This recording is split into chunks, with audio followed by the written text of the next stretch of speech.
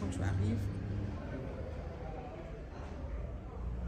Dans son audience publique de ce mardi 9 janvier 2024, la Cour constitutionnelle confirme la victoire de Félix-Antoine Tshisekedi Tshilombo à l'élection présidentielle du 20 décembre 2023 organisée par la Commission électorale nationale indépendante. Félix-Antoine Tshisekedi Tshilombo vient en tête de tous les 26 candidats à l'élection présidentielle. Il est donc président élu de la République. Je vous laisse écouter la lecture du président de la Cour, Dieudonné Kamolita.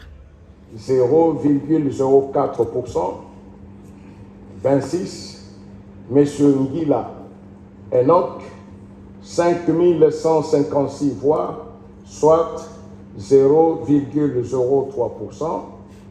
En conséquence, proclame élu à la majorité des suffrages exprimés, président de la République démocratique du Congo, M.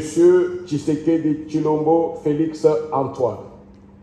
Dit qu'il n'y a pas lieu à paiement des frais d'instance, dit que le présent arrêt sera signifié au président de la République, au président de l'Assemblée nationale, au président du Sénat et au Premier ministre, et à la Commission électorale nationale indépendante.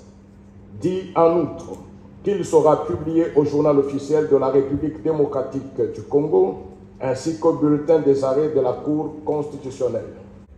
Pour les avocats du candidat numéro 20, la Cour a dit le droit et le droit a été dit. Reste maintenant la prestation de serment. Je vous propose de suivre le bâtonnier Coco Kayudi.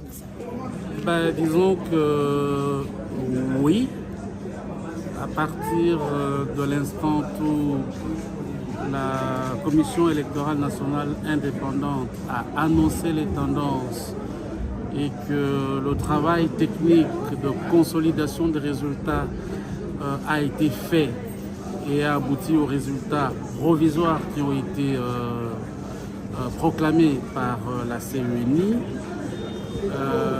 Et à partir du moment où nous avons accédé à la requête et découvert qu'en réalité il n'y avait rien derrière comme soubassement, il nous semblait assez évident que les résultats proclamés par la CENI seraient confirmés par la Cour constitutionnelle et nous nous réjouissons aujourd'hui que le droit ait été dit et bien dit et que les résultats définitifs aient été proclamés par la Cour constitutionnelle. Il n'y a pas question de légitimité, il n'y a pas question de... Non, absolument pas. Bien au contraire, je crois que tout ceci participe d'un meilleur exercice démocratique au sein du pays. Et les candidats qui avaient souhaité contester auraient dû le faire par cette voie. Ils ne l'ont pas fait. Aujourd'hui, cette décision, en réalité, met fin à ce suspense et ouvre donc la voie à la suite, si vous voulez, de la procédure qui va aboutir avec la prestation de serment du président de la République élu.